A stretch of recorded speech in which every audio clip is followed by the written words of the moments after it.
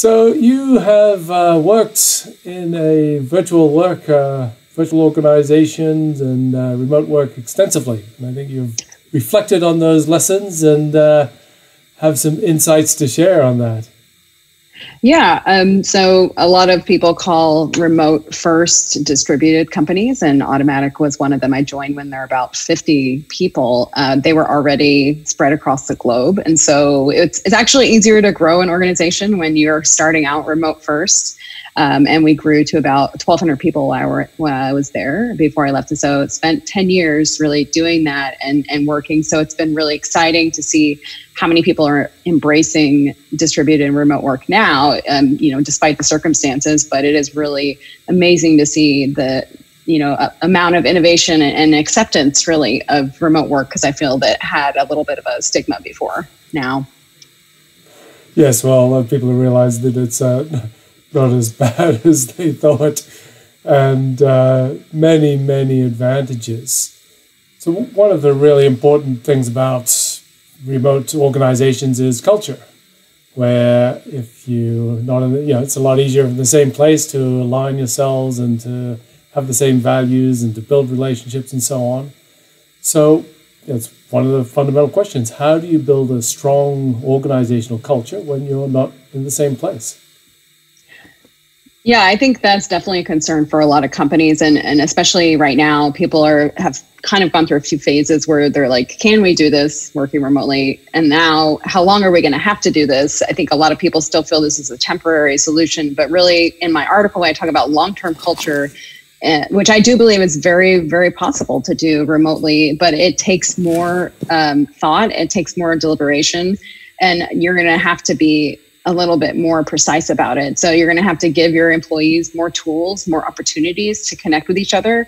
You're going to have to make sure that they know that it's okay that they set aside time to actually interact and engage with each other on a humane level. Because I think really what's underneath it, you mentioned alignment, and what is in that is really relationships and trust. So really the culture has to start from fostering that. I think you have to go beyond just like a project accountability. I think everyone right now is doing really well at pushing together projects and productivity. And I'm hearing from people, oh yeah, we're way more productive. And I go, but the emotional side and the culture side is the things that you'll have to bake into how you do business. And I think that that's really where people are going to have to learn and shift. And maybe some of it's tooling, maybe some of it's low tech, reaching out and putting those coffee chats on each other's calendars.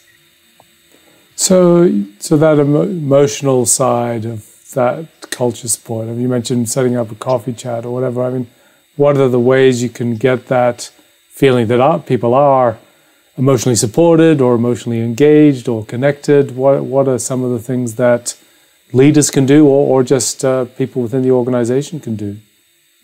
There's a lot of low-tech ways, so you don't need a tool necessarily, although as you grow in size, you might want some tools that help facilitate those meetings. I know there's some integrations, like, for example, Slack that pairs up people on a regular basis so that they can connect. And it may not be something they would do on their own, but if they join a Slack channel and it does the connection for them, every month, a new person they're meeting and connecting with, that may be already enough of a push for them to do that. Otherwise, there's a ton of low tech things, especially as a leader, is just making space for that. And one of the things that I am kind of allergic to are, status meetings and using collective time to say something that they could be easily consuming otherwise. And I make space for us to connect on an emotional level. And, even, if you've heard of the red light, green light, yellow light, kind of giving a status about how things are going at work, how things are going at home, that brings a little bit, it's like, oh yeah, you're in a place that I have no context for. I don't know what's going on in your world. Even bringing a little bit of that into a team call can kind of humanize all the people that you're talking to. But I am someone who's a very big proponent of relationships. So I do believe that trust and relationship building can work remotely. You just need to put more effort into it. Yes, and just, I suppose, reflecting that at the moment in coronavirus, people are realizing that people have challenging circumstances, and hopefully that if we get past the pandemic, then people will remember that we all have our emotional challenges. We're not just we're whole automatons people, at right? work. Yeah, we're like entire people with not just like complex emotions and things like that. So I think that has been helpful. But yeah, I think that can't hurt us as employers to bring that into the reality of things, and to kind of acknowledge that. Which goes also to the question of some remote work organizations have always, we would hope, understand that and are good at that, where there are some other organizations that are probably not good, and which goes to that journey. How do they move from, I suppose, not just a physical space organization to a virtualized organization, but one which is not as emotionally supportive as you need to be in this kind of situation? I mean, how are there things that organizations can do to transition?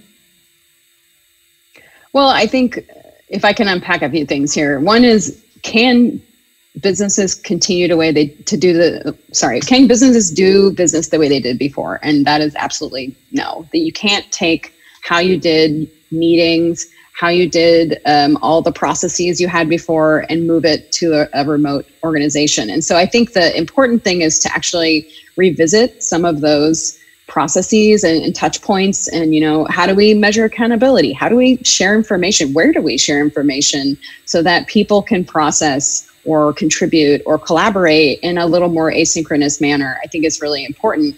And what you do by actually challenging some of those processes and the way that you're doing things, you open up space for other activities, for other ways to connect, for those innovation, which I talked about, like doing innovation and alignment, kind of brainstorming, and kind of having meetings where maybe you don't have a really rich agenda, but it's about getting on the same page as an organization. You're going to need more of those, and you're going to need fewer of what are we doing this week and how's the progress on this. So I think one is you have to start to look at processes and how you did business before and challenge those, and think about not just like, this is just move our existing Workday to Zoom, which I think is absolutely the wrong approach, but actually feel like, what are we trying to accomplish here? Is this an accountability meeting? Could we encourage accountability in other ways? Could we enable that in other ways? Is this a connection? Like, are we trying to align about something? Maybe we do need that Zoom meeting because the alignment's really important. And how do we do that? So I think looking at each of the reasons for those touch points as employees and as teams is important. And then also freeing up space for those other connections and time to actually see how your employees are doing. Yes, absolutely. Just picking up on one point there about accountability. I mean, could you just give an example of an easy or a specific accountability mechanism in remote work, which might help? Well, I think, again, you have to figure out where you're talking as a team. Do you have shared spaces where you can check the temperature of your team, ask a question, ask people to chime in on something? Are you having siloed chats or emails? I think even figuring out where the collective areas are to reduce some of that doubling, tripling of work, because I think that's what I see happening in a lot of organizations. And using those to your advantage would be one place. And then sometimes there are written updates. Sometimes there's lots of tools you can use as well. Some people prefer that. Stand-ups. There's ways you can do that also don't require a meeting, for example. Yeah. And it's part of just getting into that way of approaching it. So there are probably some people who are more suited to a remote work environment than others, and this goes to the point of hiring. So if you are hiring people into a remote work organization, I suppose it's a different process for hiring, of course, and you're also looking for different characteristics. So what are you looking for when you're hiring people to be effective in a remote work company? Well, I have some criteria that I think are really important, which is getting into how people communicate, how they look for and want to be certain about commitment, and then curiosity. Now, I also realize these three things, and I can get into them a little deeper, that they make a really good in-office employee as well. But I think in a remote world, they, as a manager and as an employer, when you have a lot of these self-starters that have these qualities, you're really going to find that they can amplify the work you're doing. So you want someone who communicates often. So even if it means I don't understand, what are we doing? Do I, like getting that clarification is an essential part of communication. So, and of course, written communication and doing that well can be really helpful. But just the person who doesn't go into a hole when they don't understand something or they get stuck. So just kind of keeping that heartbeat of communication is really important. Commitment is also really important. So either understanding what's expected of them, and if that's not clear, pushing until it is clear, because maybe those structures need to be better organized in your organization, or just having those conversations makes it really nice for you as a manager or as an employer, because that person is worried about, have we come to some sort of timeline, some sort of timing, and can I deliver those things? Because I think as you turn off that Zoom call and, the person goes to do the work, which is not on the Zoom call, obviously, they need to have a clear direction. And then the last part would be the curiosity, which for me means you start with a problem, or you start with a goal, and that person has enough drive to go to all the ends that they need to do to exhaust all of the avenues in terms of alignment or information on their own. Because that, if you're seen as a facilitator or a blocker, it's two sides of the same coin, that you can't be in the middle of every transaction or interaction with that person. Yes. So part of this is documenting what you're doing, and so that it can be visible if you're not in the same place, and sharing that. So that's right. I suppose two pieces of that is how structured does this need to be? Do you need to, demand, you have to format this, document in a particular way and write down everything, or do you allow that to be loose? And how is it you get people both to document what they are doing and how they're doing that, and to share that? How can you build remote, work structures that facilitate that? Well, I think that's when the "it depends" comes in. Every organization is going to be pretty different in terms of how they do this. I think the point is you need to be open to experimenting. You need to be open to challenging how we did things before, and can we try something new? And sometimes even soliciting that from the people that you're working with for ideas is helpful to get them bought in on it.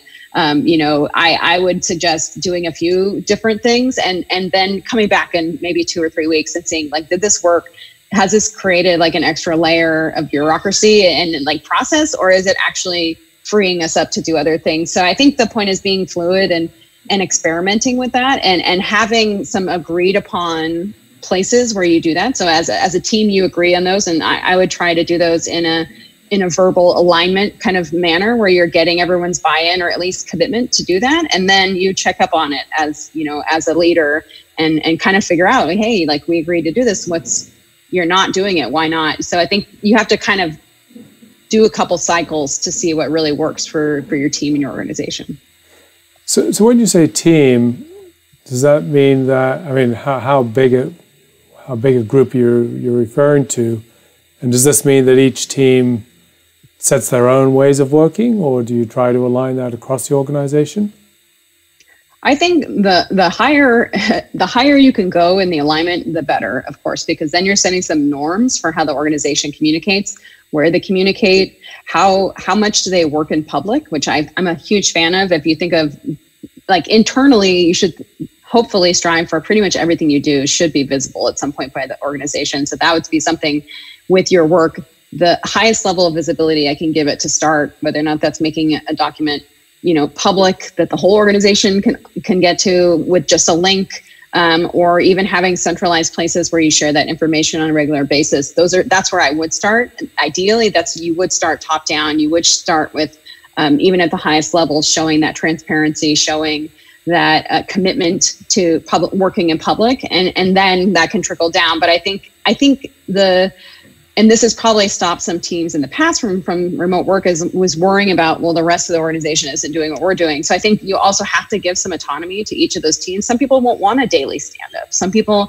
may find that's too much, but other teams may say, actually, that keeps me on track. So I think you want to have some flexibility, but have some standards that, like, everyone maybe is just trying to share as much information as possible and not have gatekeepers. What I notice in some organizations is that when you restrict access to information, you end up slowing down the other person's job inevitably. If they have a question, they want to consume something, they want to, maybe do their homework before they talk to you, they need access to that. So increasing access to information is pretty much the number one thing you can do.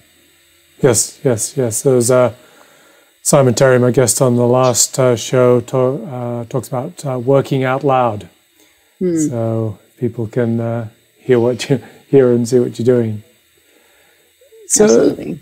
So for Auttomatic and any other significant remote work organizations, they try to do regular physical meetups where you actually can be physically in the same place, even for a day or two. And I'd love to hear both about how to do that well, but also you talk about this idea of remote meetups, where you say, all right, well, we can't physically be in the same place, but let's still do a strategy session or a meetup or something which is outside the daily work routine, which gets us to the places we need to do, which we can't on in our day-to-day. So I'd love to hear your experience and thoughts about that. And I think that you hit the nail on the head there. So one of the reasons of having a meetup is to get outside of the routine, right? And so some of that, it can be to forge relationships. Some of it might be some of the discussions that you need to have that maybe you just can't find space for in a normal work week. So of course, every company that does that does in-person meetups right now, they're still a little bit hurting because they may not be able to do those meetups, even if they relied on them once a year. They're going to have to get more innovative about how they do that. So I think every company, even the remote ones around the world, are kind of worried about how do I get my people together. And I mentioned, and you mentioned the remote meetups, which is something that I am a big fan of, and it can be spread over a couple different days and larger blocks of time on different topics. And again, not just definitely not status meetings. You want to tackle those bigger questions, like what do we think as a team, as an organization? What are our fears and our challenges? What do we need to align? What can we do differently? I think those are some really good times to align and shake out those worries as a team, and also maybe come out of it with some really good insights. Because I think one thing that is really important is those hallway conversations, those casual chats.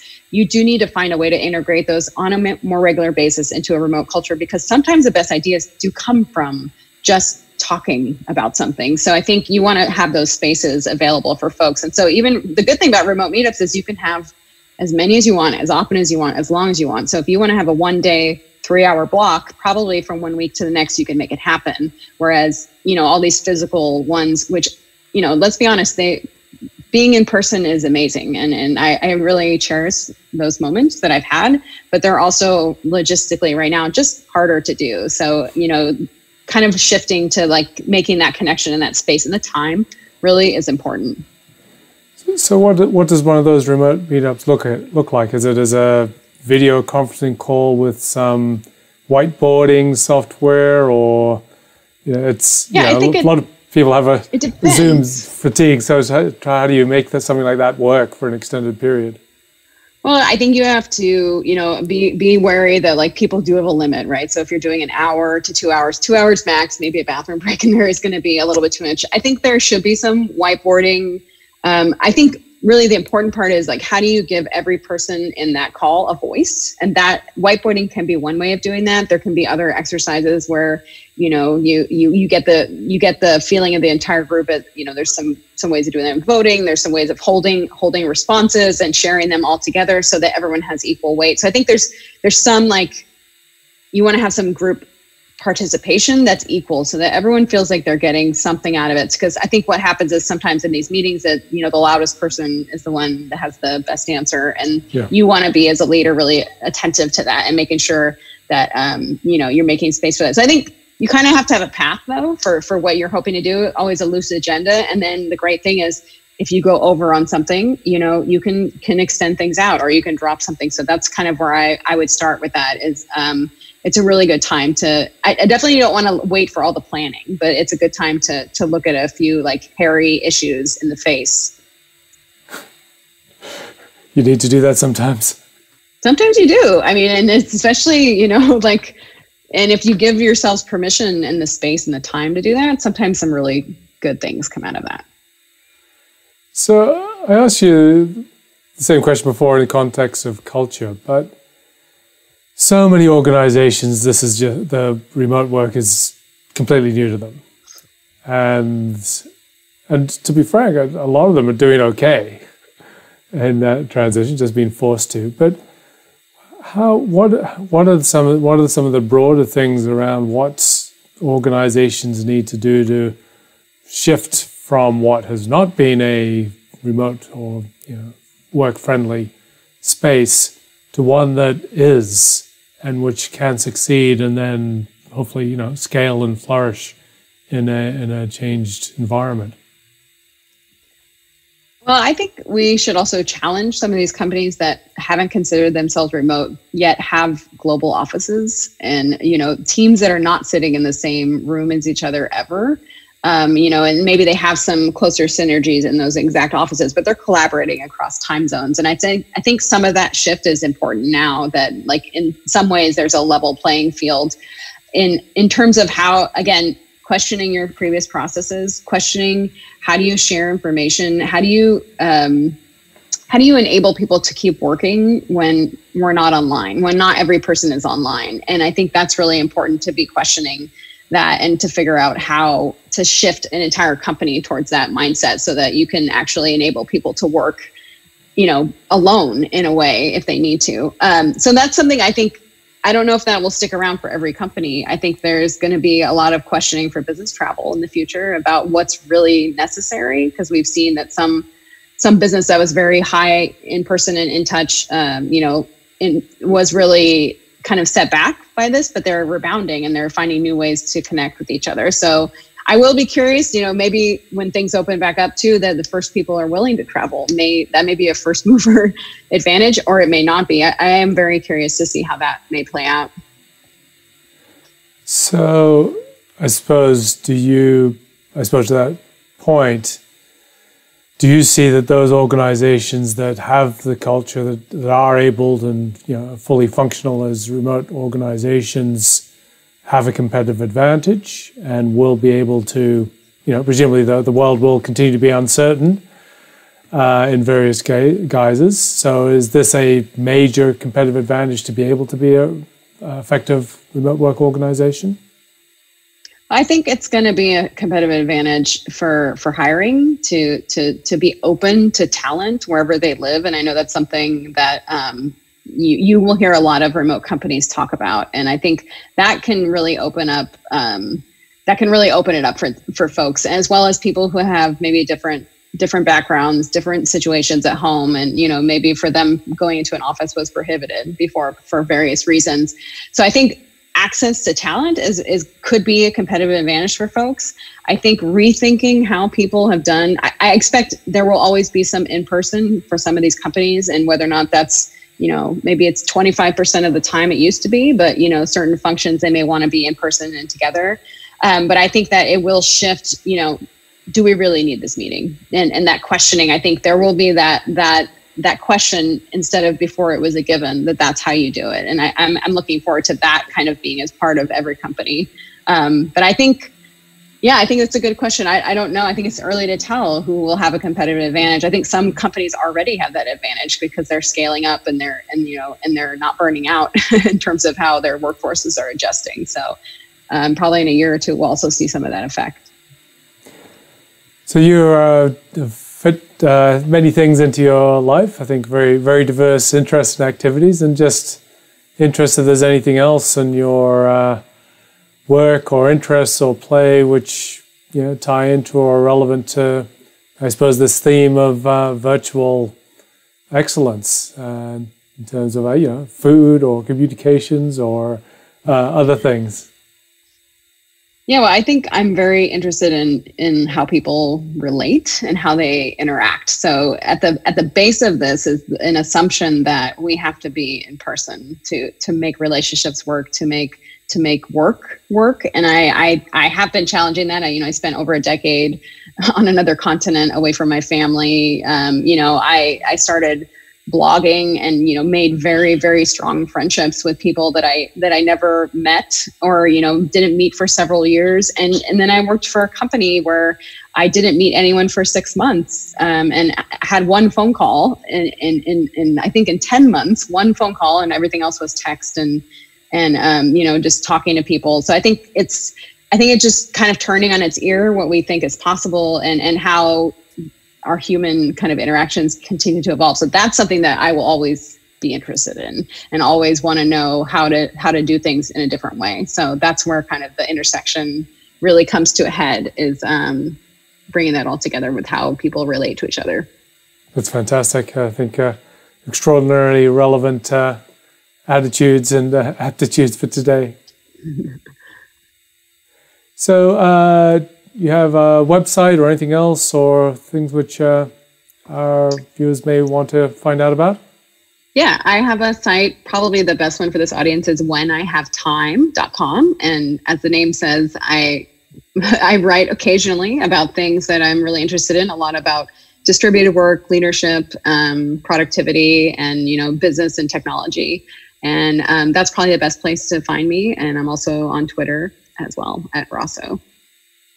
Fantastic. Thank you so much for your insights. Thanks for having me. With the Virtual Excellence Show audience today, Sarah. Have a wonderful rest of your day. Thanks. So that was Sara Rosso sharing some deep insights and experience in remote work and how to make that happen well.